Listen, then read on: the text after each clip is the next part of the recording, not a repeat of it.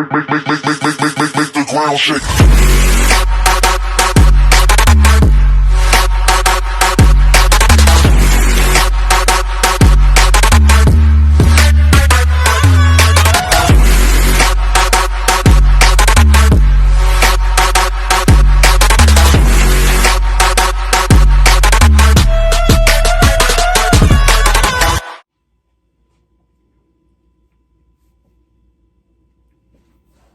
Hello, ladies and gentlemen. Welcome to the Game Hub.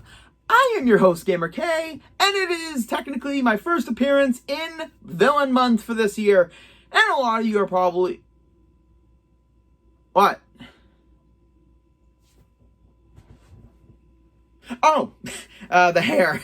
Well, seeing it's Villain Month right now, I decided to give in to the insanity.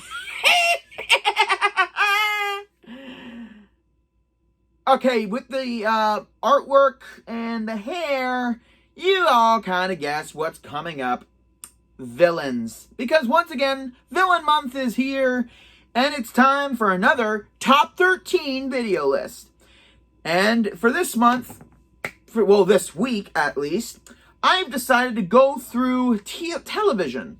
Not cartoons, not anime, actual live television shows, and try to pick out my favorite villains from a lot of television. And to be honest, there's a lot fewer than I gave TV credit for, because not all shows have villains. And trust me, if I could put Janice from Friends on here, I would. But she's not really evil, and she doesn't really do anything bad. Okay, I'm taking that back. She does something bad, but not... Okay, she's just not a villain. So, and also, if you can see in the corner over there, there is my little owl skeleton, Houdini, who I bring out every October. Yes, Houdini. I'll let you guys work on that irony right there. So, ladies and gentlemen, get ready for Gamer K's Top 13 TV Villains. And why Top 13? Because here on the Game Hub, only the odd can be number one. And yeah, this hair isn't permanent, ladies and gentlemen, thankfully. I mean, if it was, cuddling my girlfriend would be a lot more difficult because green hair would get all over her. So, a couple rules like a lot of my lists. For one, only TV shows I've seen and practically all the way through where the villain appears. Two, one villain per TV show, because... all honesty, a whole bunch of people from Gotham, The Flash, Arrow, and a whole bunch of other shows would be on this list. 3, I will be explaining some of their dirty deeds. So, yeah, big spoiler for certain TV shows. If a lot of you haven't watched these certain shows, skip that number. I'm going to explain the show a bit before I get to the villain. So, let's get started. Number 13, one show that doesn't have a lot of plot points is crime shows, a good majority of crime shows. And one of my favorites is Law & Order Criminal Intent. Vincent D'Onofrio and Catherine Irip, I think her name is, do an amazing job in the first seasons, leading the roles as Gorin and Eames. And in season 2 of the show, they bring in one of the most reoccurring villains ever, Nicole Wallace, who is pretty much the villain to Gorin's hero, to Gorin, pretty much. She is a con artist who loves to manipulate both men and women, being lovers, being sweet with them in order to get her way. But she is a sadistic sociopath. And one thing I really love about the character, more than anything else, is she doesn't appear every single season. Like a good number of seasons, she appears, and then she pretty much gets on the loose again.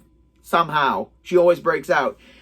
One of the big things that landed her into the major cases sites is when the dean of admissions was going to out her lover, I think, and so she took matters in her own hands.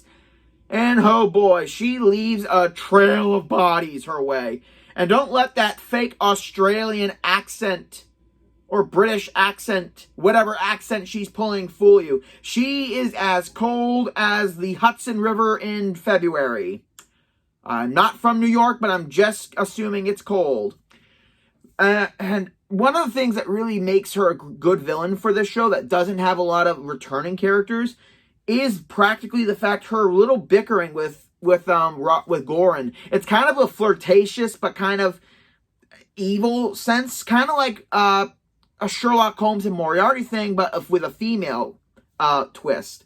And it's done really well up until her final appearance, where, all honesty, it was downright terrible the way they got rid of her. But on the same side, it was an episode about Goran, so they managed to make everything come full circle for them. Coming in number 12. One thing I love about my girlfriend is the TV shows she always gets me into. And a majority of them are on this list. One of them, Once Upon a Time. Now, I was originally going to put Rumpelstiltskin on this list, but considering the fact that he becomes an anti-hero like midway through the half of the show, doesn't really count. These characters have no redeeming features whatsoever. So, I had to take him off the list in order to go for someone who, honestly, didn't have that much staying power in Once Upon a Time, but at the same time, during his run, I thought he was a genius villain twist. Peter Pan, ladies and gentlemen. So once again, spoiler alerts for certain shows. Basically, Peter Pan is nothing like the cartoon everyone loves from Disney. This dude is taking children to Neverland to zap them of their power so he can stay young. Let that ring in a little bit. And not only that, but he also uses his shadow to kidnap the kids and bring them to Neverland. And you thought Hook was a creepy kidnapper. Nope. Not in the slightest. What made him a bit better of a villain was because of how somewhat genuine he felt towards Henry in the beginning of season 3. And at the big point, it's the big reveal that he's Rumpelstiltskin's father. Because when Rumpel was younger, him and his dad took a magic bean to go to Neverland because his father talked about it, how it was the most amazing place in the world. However, there was a hitch. You're a grown-up and Neverland is for kids. So, what does he do to remedy this? He gives up his son to the shadow for him to forget him and be young again. I'm not even joking, ladies and gentlemen. Once Upon a Time takes all the fairy tales we love so much and turns them upside down and inside out, worse than the grim fairy tale versions. Although his deception can go multiple ways during his season, and it was a teary moment, his demise, and the demise of Rumpel too. Whenever a father and a son dynamic go this way, I honestly love it because it's kind of a cliche, but at the same time, it's done very well. Coming in at number 11. Being evil has a price. And oh boy, does Lucifer teach us that in spades. Lucifer. Can't wait for the new season to come on. Hopefully soon. Please be soon. Please. I'll sell my soul. I really won't. But the big villain in this show that gets on the list is Cain. It's not that much of a villain per se. He appears in season 3, and all honesty, didn't really care for him at first. I thought there was something odd about him right from the get-go. And it only took a little bit in order to figure out how. Being the world's very first murderer, normally sometimes that gets you higher on a list of villains. But his whole thing is that he wants to end the curse of immortality by having Lucifer kill him.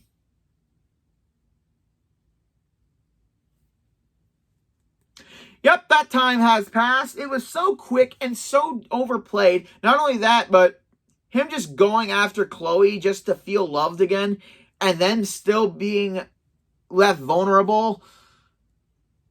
Yeah, Cain's not that great of a villain, to be honest, but he gets on this list because of the originality of making the world's first murderer into that kind of a twist. And I really, really did love it. Especially the big fight between him and Lucifer at the end of the season. And oh boy, did it really, really work. It was amazing. So, Cain, he has to get killed, and well, you can't say Lucifer doesn't deliver. Coming in at number 10. Eobard Thawne from The Flash and Legends of Tomorrow. I can't believe it was... Okay, I'm just going to say this. Me and my sister haven't finished Flash, so no spoilers. It was right in front of us the entire freaking time of season 1. And normally I'm good with seeing where the surprise villain's going to be. But sometimes it just throws you for a loop. And Eobard Thawne masquerading throughout the entire first season. I mean, at first I thought Wells was the villain, and then nope, big twist. And it's a big shock to me, because unlike a good majority of people out there, I never read comic books as a kid. And before I get disliked because of that, I watch the shows more than the comics.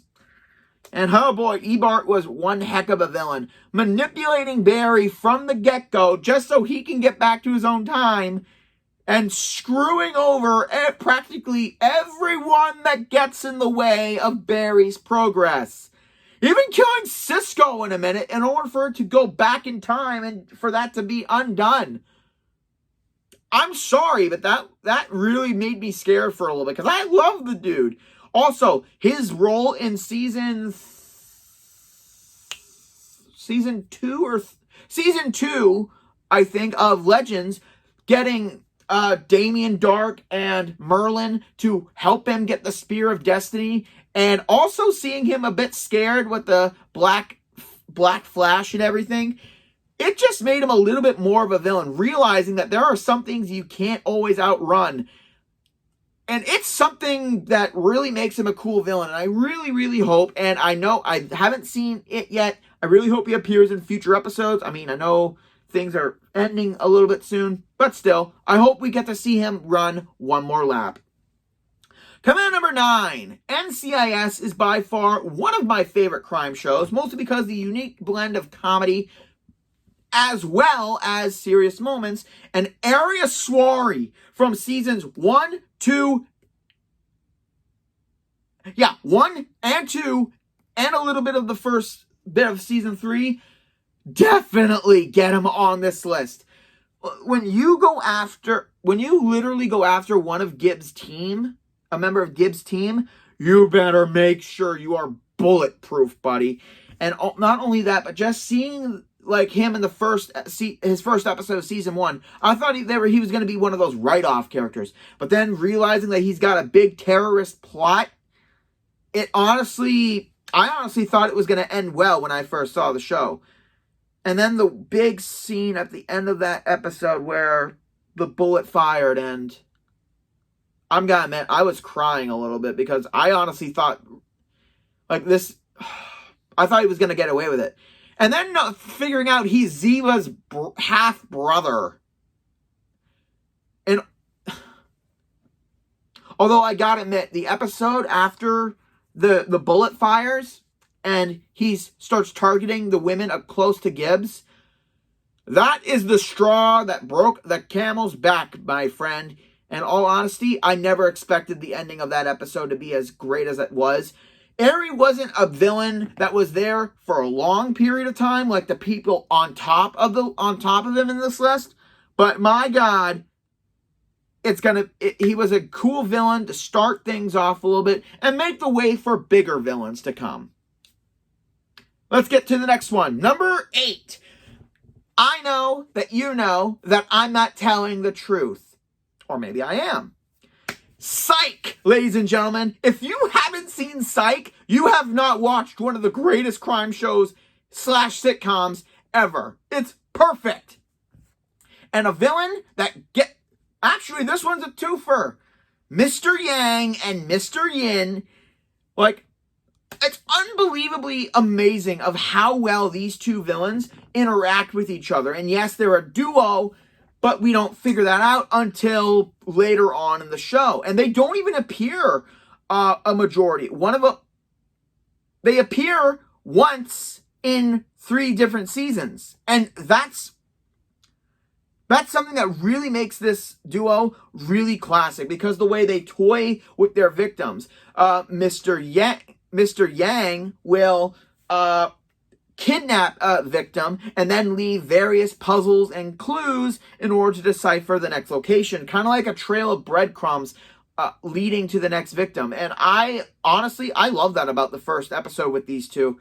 And then it gets personal when Sean gets involved, and it's always personal. And the game it's sadistic. I like the wordplay with the puzzles. I love the themes. And then when the victim is caught, when Mr. Yang is caught, I'm not going to reveal so much so people can kind of get a little into it if you guys decide to watch the show. But afterwards, and then the next season, when it's revealed that there's even more, for example, a victim at a diner, a worker at a diner is found dead in a quarry, and all around her, her body is changed into the shape of the yin and yang symbol with a dark rock and a white rock on both sides, just showing that the guy's back. But this is Mr. Yin. While Yang is more playful and kind of gives a little chance to save the victim, Yin goes right for the kill. And during his episode, all the clues stem from Alfred Hitchcock films like Psycho, Strangers on a Train. When a serial killer in a TV show has their own little flair with it, I really love it because it makes them more interesting and not just kind of like, the weekly ones that are on Criminal Minds that often. I mean, they all have their own flair, but never a lot of stage presence. And when it's finally revealed in the season after Yin's first appearance, I did not see it coming. I didn't want to see it coming. But it was a beautiful blend of insanity versus somewhat of logic. So, for those of you who want to get psyched out, go take a look, ladies and gentlemen. Comment number 7. Out here in the field where I farm for my meals. Am I doing this song opening from every single show? I might be. CSI New York. One of my favorite CSIs. Okay, obviously there's only 4, so it's not that hard to guess.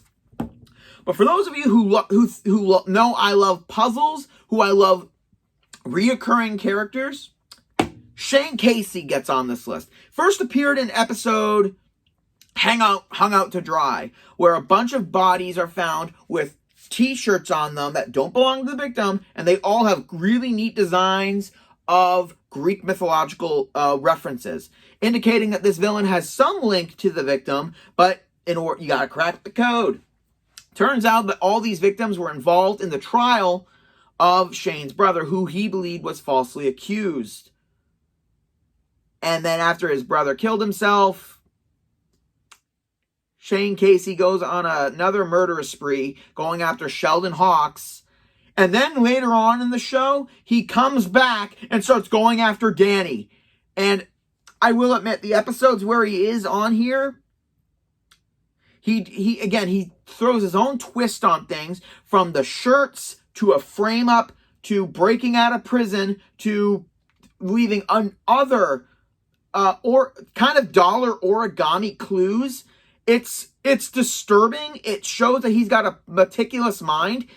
And in the end of his run as a great serial killer, I gotta put him in the middle of the list for that. He's really memorable, because when I think of villains of TV crime shows, Shane Casey is definitely one I will always remember. But there's more on top of the list, so let's get to it. Comment number 6. What happens when a cyber terrorist? You know what? I'm gonna not beat around the bush. Christopher Pallant from Bones. If there was any serial killer from that show that makes an impression on your mind and definitely doesn't make you forget it, Pallant is one of them. From putting computer data on bones, creating these cryptic clues and puzzles through the bodies that he leaves. And not only that, but being able to make high-tech stuff from just simple appliances, it just shows that he is a sociopathic genius, and it's scary. throughout the show, they could never really get a murder on him until later in the show. And then when he returns, it's terrifying because it's supposed to be a happy occasion during that time, and he just ruins it.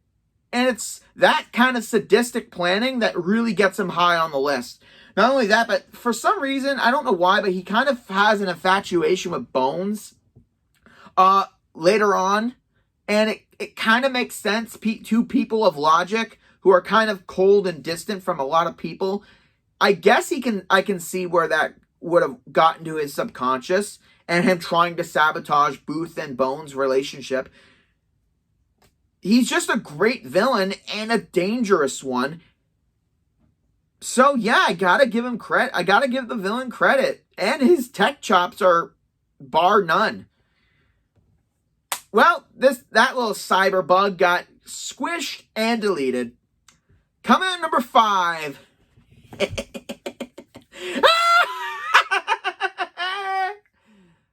Yeah, the hair can kind of give it away, but one of my favorite shows to interpret one of my favorite villains, Gotham. And the one villain that really I love so much, Jerome Valeska. I gotta say, Cameron Monaghan played this role to perfection. It's one of my favorites. It's by far my most favorite character in Gotham, and just the way he does it. Jerome is a sadistic sociopath, grew up in a frickin' circus, and what brings him to the start is episode 16 of season 1. And then he returns for the previous seasons, later seasons, but that big freaking reveal, just him sobbing about his mother, and then just the creepy grin and laugh as he raises his head up. Oh, I have goosebumps about that. And everything else he does in the show just makes him all the better. And what makes him a great a pre-Joker, the laugh, the sadistic nature, the creepy humor he has with everything he does. It's hard to explain a lot to people who don't know the Joker. I mean, yeah, I know later on he's replaced by someone else, and honestly, rightfully so. But there's one thing that Jerome had that the one that replaced him did not have. Jerome had the laugh. He had the sadistic mind. He had the showmanship. That's what a real, true Joker should have. He should be sadistic, but at the same time, he should make you laugh. Even though you shouldn't, but he has that showmanship with him. He has that stage presence. And he brings it to the character fourfold. And Jerome Valeska, he went out laughing, and he will always keep a grin on this creepy face. Coming at number 4. Okay, the top 4 here have one thing in common, pretty much. They were shown right from the get-go a little bit, and then they kind of twisted it around. Season 1, episode 1 of CSI Las Vegas. For those of you who know CSI, you know who I'm talking about, hopefully, because the miniature killer almost got on the list, but I can forget her in about 5 minutes. But Paul Melander, without a doubt, has the best story written for him, the greatest reveal, the greatest shock value, the greatest over-the-top, over-your-head BS they could possibly thrown at you in the very first episode, right at the pilot. Paul Melander, he kills men who were born on the anniversary of his father's death, but because of his shaky testimony, the killers went free, and it was ruled a suicide. So he kills the men in the exact same way, shooting them in a bathtub with a recorded suicide note done. What makes him a great villain is that even though his fingerprints were found at the scene, and Grissom asks him how it got there, he shows him a rubber hand of his own fingerprints that he makes for his job. And Grissom lets him go right at the first episode because it's such a red herring, and we all believed it. It wasn't until later in the season, or season 2, where Grissom meets the same challenge, but then realizes that Melander screwed him multiple times. Melander only appears once in season 1, twice in season 1, and then once in season 2. And it's just kind of a trilogy episode saga that spans out through the first 2 seasons. And it really gets under Grissom's skin. It's almost like an arch enemy kind of thing right at the get-go. And I love that they did that. Not only that, but every little back and forth between him and Melander, it just goes to show that they are kind of opposites. What makes it even creepier is the last episode when it turns out him and Grissom had the exact same birthday. Which makes it so coincidental, but at the same time so cosmically ironic.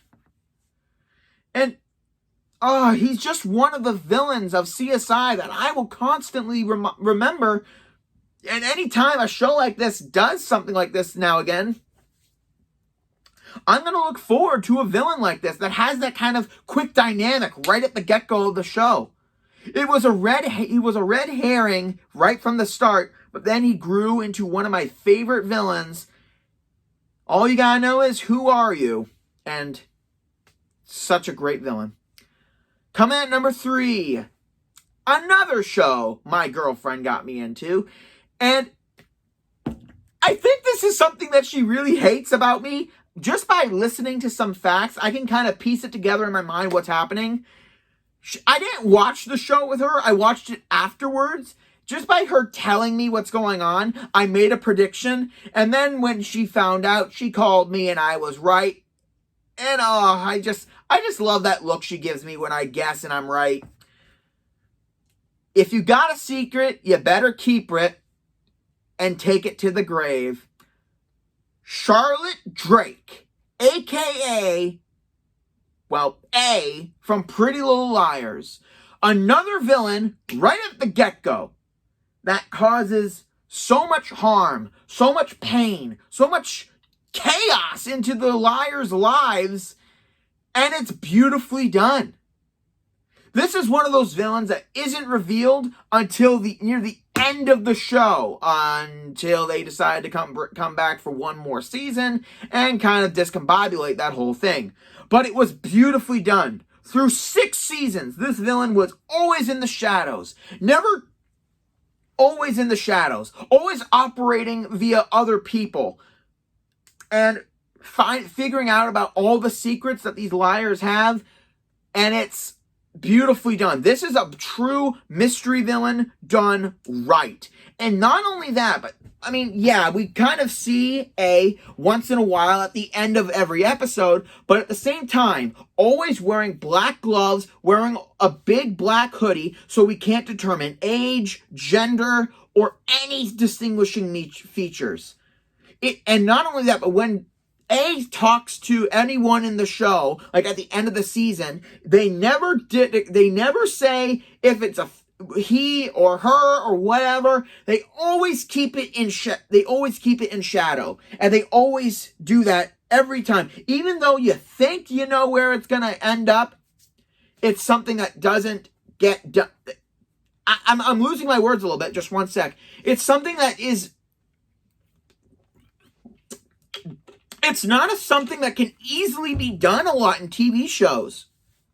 Keeping your main villain highly secretive right from the get-go without little things kind of hinting to who it's going to be. It takes skillful writing and sorry, I'm babbling a little bit. It takes skillful writing in order to make a villain like this possible. And I'm glad that I kind of figured it out in one of the most creepy reveals ever. It was enjoyable. And it honestly is. This show does what it does. And honestly, I was surprised for a show that secrets get out a lot. It's one secret that was able to stay hidden until the big reveal. So bravo to that. Coming in number 2. Murdoch Mysteries, one of my favorite Canadian television shows, and honestly, one that has one of the greatest long-running villains. From season 2 to every other season later on, James Gillies. If there was an award for the most ingenious, the most deranged, I'm going to stop myself right there. James Gillies appears in season 2, and we don't see him until later on in season 3, and then in numerous other times, he plays his game with Murdoch.